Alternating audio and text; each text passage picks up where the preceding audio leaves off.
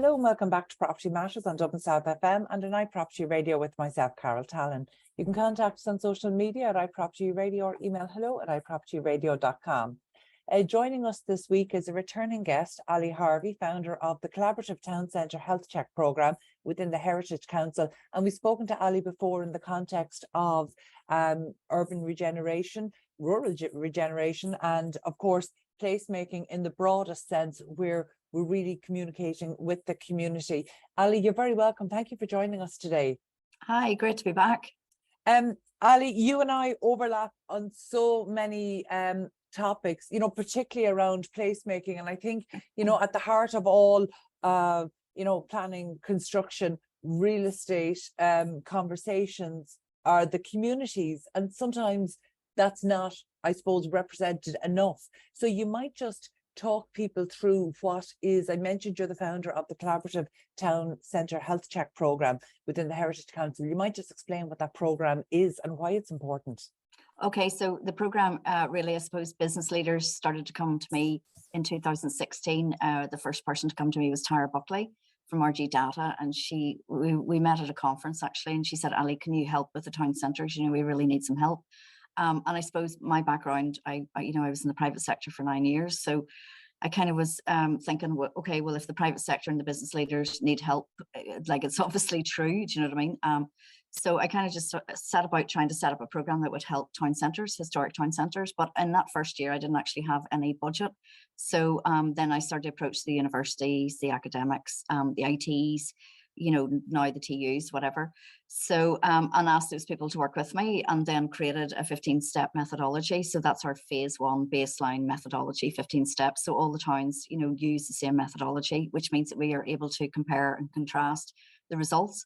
So yeah, it was very much the business leaders at the start. And then I suppose about 2 years in, 3 years in, maybe the local authorities started to come on board. Then we started in 2019, the programme started to advocate for a town centre first policy. So I put in a policy submission to the Louth County Development Plan calling for town centres first, that we needed that policy in the country. And it seems kind of weird now thinking we didn't actually have a policy for town centres, in the country, a national policy. So that was great. And then that was included in the programme for government in 2020, TCF, and also the CTCHC programme. So I think we're on pages 12 and 13. So yeah, I have 15 towns in the programme, and I have a waiting list of over 50 towns to come into phase one. So it's a 4-phase programme. And really, at the minute, we're just trying to look at funding opportunities with Europe and stuff like that. So very exciting. It is exciting, but it's so necessary. And you mentioned there that it's strange or weird that we didn't have a town centre programme, but yet, if you look at our towns over the past 20 to 30 years, I think it's very obvious we didn't have a programme where we have retail centres and huge sprawling car parks on the outskirts of towns and on ring roads. And the insides, within the town centre is being lost, and particularly after 5, 6 o'clock in the evening, there's no activity. Let's just kind of go back almost to the start there. You mentioned it's a 15-step methodology. How do you bring towns? Each town is so unique in terms of character, culture, heritage, and size, and educational and work opportunities. How do you bring them? How do you design a methodology that will work for, kind of a small town in County Clare, or a large town that is essentially within the commuter belt of Dublin? Yeah, I mean, that's a really interesting question in terms of the scale. So, I suppose the towns, because as I say, the lack of funding at the start, I sort of focus on the larger towns. Then Tipperary, there was one town, Tipperary town, where they actually marched in the streets. So I got a phone call from one of the ministers and asked would I help with that. So we set up a CTCHC project in Tipperary town. So and that was around the same time as the task force, Tipperary task force, was set up. So yeah, I mean, it's a really interesting sort of, what I would recommend for the smaller towns is that they should be done in clusters. So, I've got Dundalk, which is a large town, 40,000 plus. I'm just about to start in Drogheda. We're just about to publish Kilrush. We've got Sligo, Letterkenny. Yeah, different population sizes. But I suppose, really what we do need to do is to try and get those large towns, like the two towns. Drogheda has waited over 2 years for a CTCHC, and we did Kilkenny last year. So Kilkenny was published in December with Malcolm Noonan. And also those two towns, Drogheda and Dundalk, are on, an EU trade route. But I suppose my the west of Ireland is really struggling. So it was to try and sort of pick up that western seaboard. And again, when I was starting out with the program, I tried to sort of, pitch it and position it for Europe. So we were looking at the border towns because Brexit was obviously, had just been voted for in England and Wales. And yeah, we were trying to make sure that those towns along the border, Dundalk, Letterkenny, Sligo, Ballyshannon, had their baselines, and it's really, really important that we have that so that, we can sort of deal with those shocks, those external shocks that had nothing to do with our country as such. And as I say, Kilrush, now we're going to be publishing that in the next few weeks. I'm just doing the peer review of the land use survey, which is step 2 of the 15 steps. So yeah, I mean, it's difficult because obviously, the resources, we've got to make sure that we, our value for money, that we deliver all the time, which the program, it's operating on a shoestring at the minute. And it really needs investment under the program for government. But yeah, definitely clusters, that kind of, a network. I'm looking as well very much towards Scotland, Denmark, Holland. What are they doing? So like in Scotland, they've got their Scotland's Towns Partnership. We don't have that organisation in Ireland. It was something that I recommended at the Oireachtas in January 2022, was that Ireland needs like an Ireland's Towns Partnership that would help everybody sort of learn and share together, and would also bring, the relationship, the partnership that we've created with the CTCHC, with the private sector and the public sector all working together. Like, that's the future. It isn't going to work unless we have the private sector in there working with the public sector. Jo, I'm so glad you've made that point, because a lot of regeneration initiatives seem to be public sector led, and there isn't a great effort. While there might be some effort to bring the community, I would argue not enough of an effort to bring the community along with them, but there's almost zero effort to bring the private sector business community along with them, that we absolutely need. And in fact, I can point to some regeneration and placemaking projects that we've been involved in where that was absolutely part of maybe the downfall of it. So we're not good. And I suppose the clue is in the title. Your program starts with collaborative.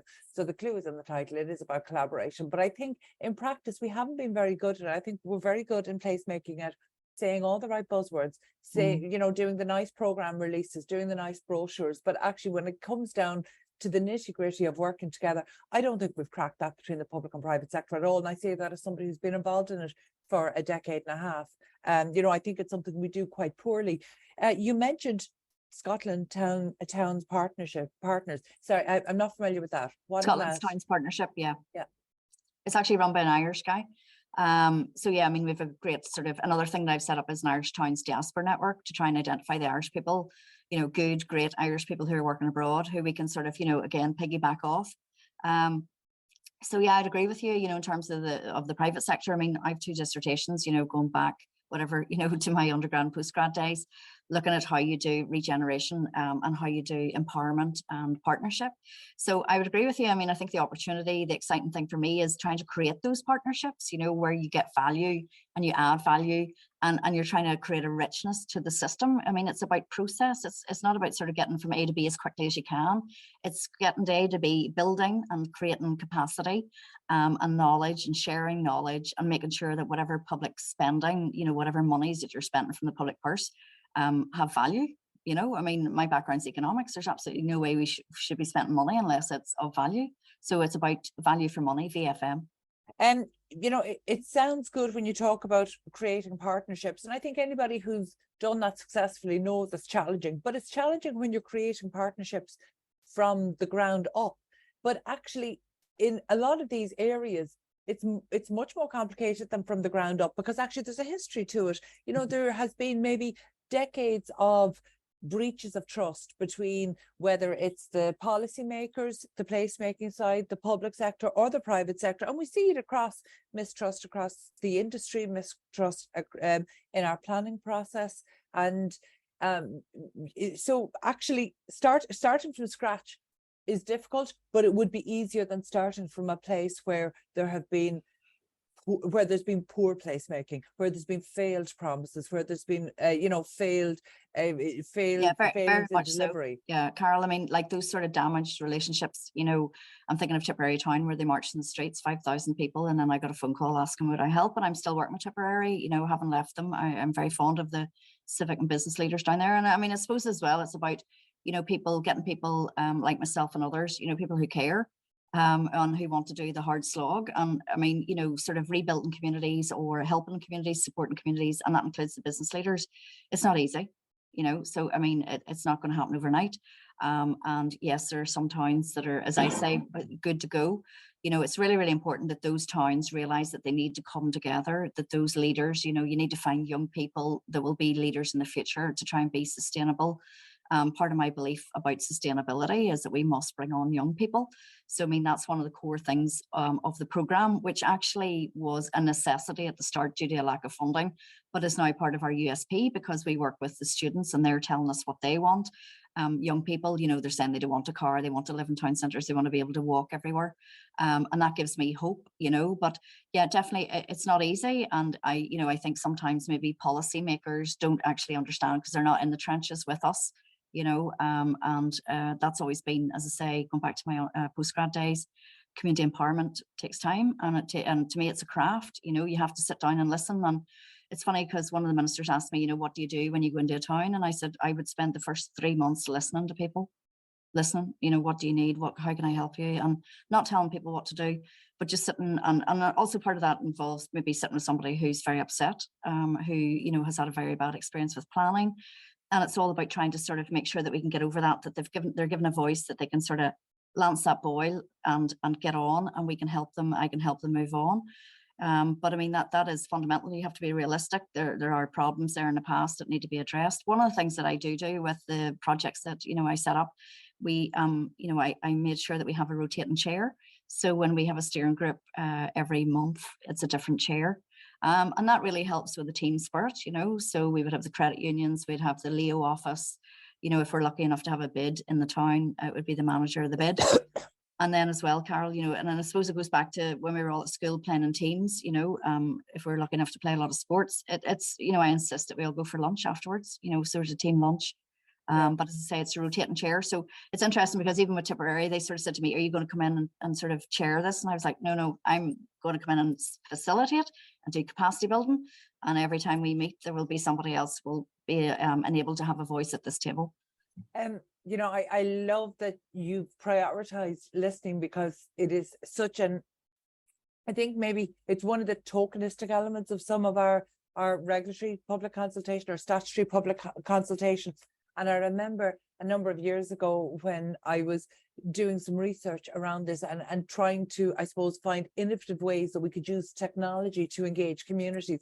One of the books I read was by a guy, David, I think it's Ausberger, and he had this beautiful quote which really struck with me, and it said that being heard is so close to the feeling of being loved that for most people it's indistinguishable.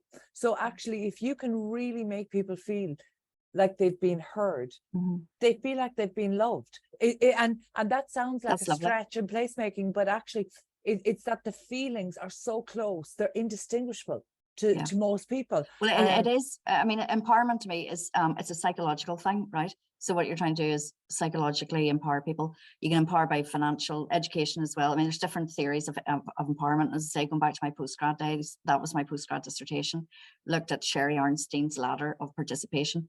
So like the word consultation is banned in the programme. We don't use it. I insist that we do not use it. It's all about participation and engagement. And as I say, capacity building, you know, consultation is as you say, Carol, it hasn't been done very well maybe in planning in Ireland, but that's not what we're about. We're about the Aarhus Convention. We are about public participation. Well, I am in defense excuse me, I'm losing my voice here, but in defense of consultation, I do believe that public consultation has moved on. And in fact, just you referenced there Arnstein's ladder of participation. We've actually just done a body of work to try almost bring that into the technological age. So actually that's being rolled out on social media at the moment. Basically what this ladder of participation looks like when we can integrate it with emerging technologies like augmented reality and things like that. So it's amazing. The foundational principles still stand. Oh, absolutely. And I mean, some of the old theories are the best. And I mean, Sherry Arnstein, definitely. I mean, that ladder of participation has been my guiding light throughout my working life. Yeah, absolutely. You know, it occurs to me, Ali, that from the time you designed this program to now, a lot of factors have converged to make your work a lot more difficult. So, I mean, not just the housing crisis, not just our, I suppose, failure to deal with vacancy in the way that most people would have liked to have seen it dealt with. We've got changes in retail, and then of course COVID, which has brought some behavioural changes. So actually, from the time you sat down and designed this programme, there had to be changes made to accommodate the last few years. Oh yeah, very much so. I mean, it's interesting what you're saying about COVID, because I suppose I was getting the surveys that we were doing maybe in Dundalk and Tralee. I'm thinking that was around 2019. And it was very clear that a lot of those towns were not digitally, online. They were not selling online. There was no presence online. So, when lockdown started then in March 2020, I was actually really upset because I knew that these towns were really going to get hit hard. And if you look at Sligo as well, we obviously published the Sligo CTCHC, I think it was in 2020, we had a lot of the work done. But the surveys in Sligo, Sligo is very unique in terms of the online spend is massive. It's huge, and it's not on websites that are Sligo-based websites. So, it's about, I suppose, trying to get that message through to the policymakers. And that was why, it was so important that the Town Centre First policy had to come in. And then, as you can remember, it took a bit of time for that policy to be prepared. And all of us who are working together since 2016 were very frustrated, that the Town Centre First, to me, there was an urgency. And I think that urgency is still there critically. And I'm not sure if that is, I'm not sure if that's being heard all the time, because like we still don't have the data sets that were required at a macro level. I put out, I think, a tweet yesterday on Twitter, whatever, saying, we had met with the Department of Housing in 2018, myself, Space Engagers, Dr. Philip Crowe, Tom Gilligan of vacanthomes.ie and the Housing Agency. And we had presented and pitched a proposal that we had worked up and spent many, hours working up, thinking about it and preparing the document about how to do a digital macro vacancy database. And we didn't really get much sort of hearing, and that was 2018. So yeah, I do think that policymakers need to listen. They really do. And going back to what we were talking about there about participation, practitioners like myself who are dyed-in-the-wool believers in capacity building and, empowerment and bringing places on. And when you say bring a place on, you mean the community as well. And there's no point, like, places are not places without people. But I do think that the policymakers need to shift towards that. And also with the Green Deal and directives coming from Europe in June, building passports, we need to get ready. There's a whole wave, there's a whole change in how things are going to be done in Europe, and Ireland needs to shift. To me, that's the exciting opportunity for us to do it all collectively together.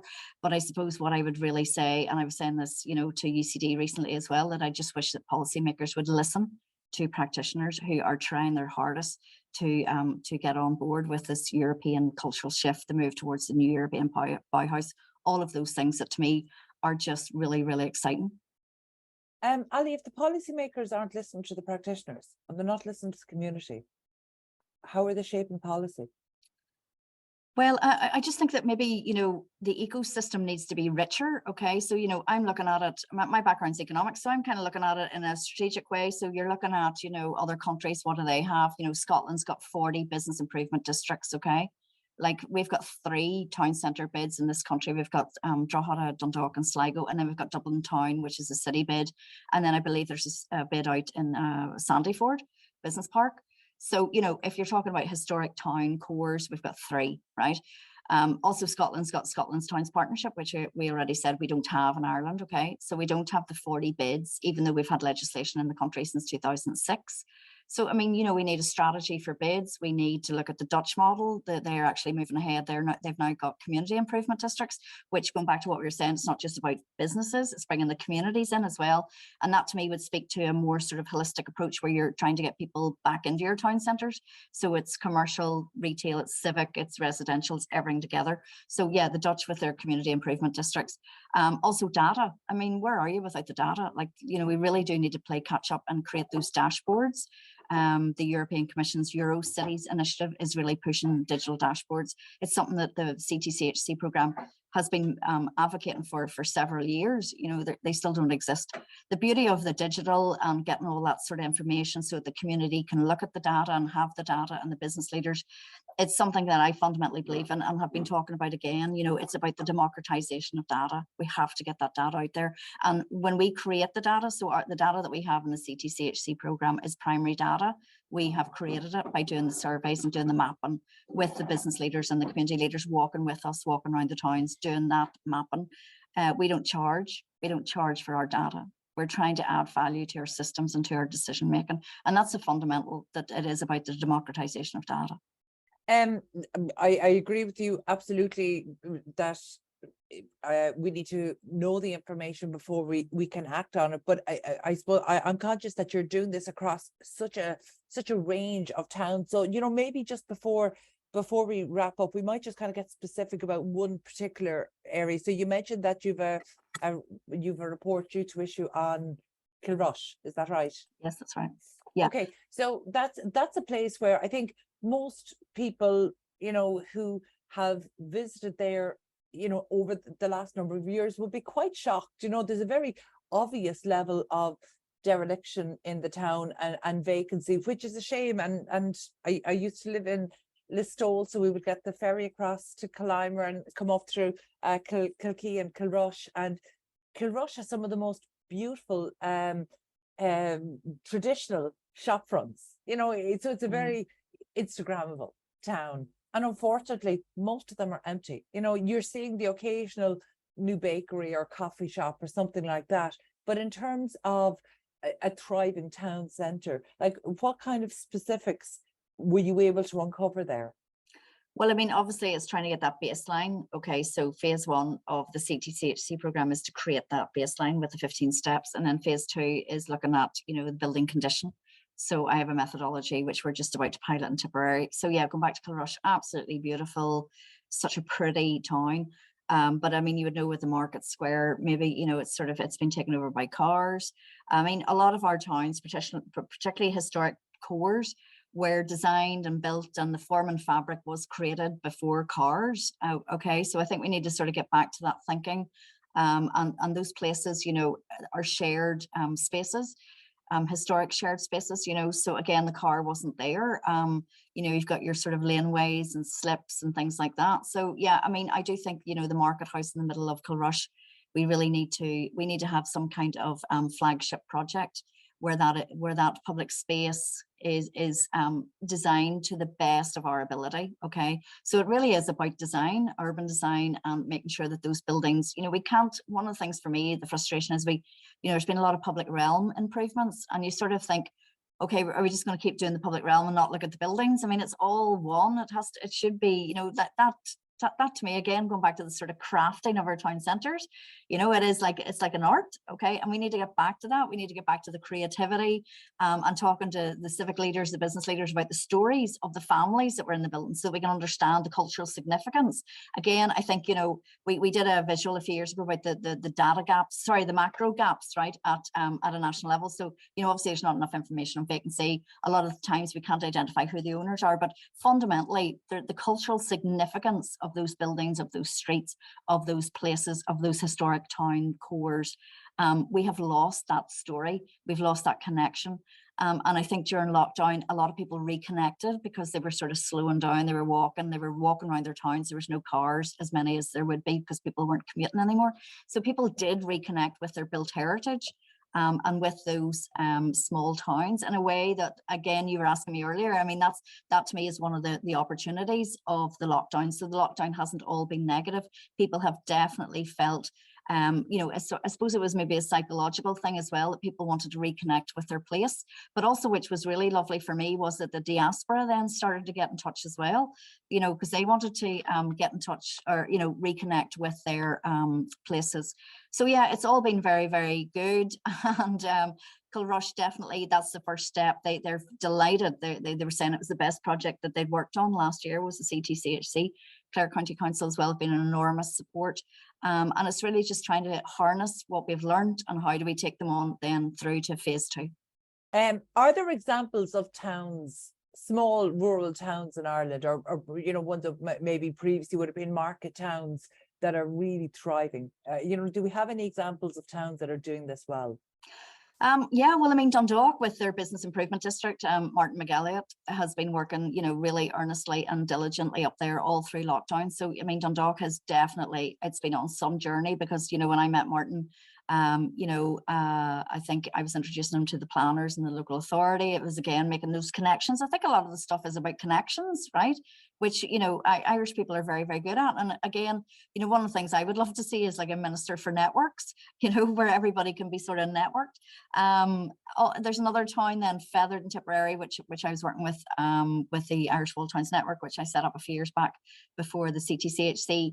Trying to think, Letterkenny, has got, like, really what you need is a decent chamber and you need a decent bid. Okay, so I mean, those towns that don't have those chambers, they really need to sit down and think, okay, should we set up a chamber? Should we do something? Because it's very hard for people like myself as a practitioner who loves towns to go in and help people unless if I can't see an entity there that I can work with. That makes it really, really difficult because then I have to try and create it, which maybe loses me maybe about a year and a half. Yeah. So okay. I would say to those towns, you're asking me about, towns are at different speeds. Yeah. And I keep saying to people who are in towns who maybe approach me and say, can you help us? And I say, don't be thinking if you don't do anything that you're standing still, you're not, because another town will help itself. So you actually go backwards. So everybody needs to now work for the good of their towns, for the good of the country, try and crack this housing crisis and make sure that our young people have somewhere decent to live, preferably in our town centres. Ali, I'm such a huge admirer of the work that you do and that you have been doing since I've known you. I know that you're working away on the chipping away at the policymakers, even if they're not listening in the way that you might like. I know you're chipping away at that. I know you're involving the communities. I suppose for our listeners here who would tend to kind of be more on the industry side of it, you mentioned there town centres cannot be fixed without the private sector. What can they do? Well, I mean, basically what we need the private sector to do is to work in partnership with ourselves. There's people like, I mean, I came from the private sector to this job. I'm a great believer in the private sector. I mean, anything that I've worked on, I'm trying to make sure that we create the conditions where we take the risk out of it, we make things viable, and we make sure that the private sector can come in. For me, what was really, really encouraging in the last 2 years is that the developers started to phone me and sort of say, we're really enjoying, really liking what you're doing, keep going. So yeah, I mean, the more phone calls that I get from developers or business people, that to me is telling me that I'm doing something right. Okay, delighted. Look, hopefully today, when this goes out to the industry, hopefully that phone will ring again and you'll have more developers and more people who are genuinely passionately committed to creating great places and getting in touch with you to support the great work that you're doing. Thank you so much for joining us today. That was Ali Harvey, founder of the collaborative Town Centre Health Check programme within the Heritage Council. We need to take a quick break now. Stay tuned.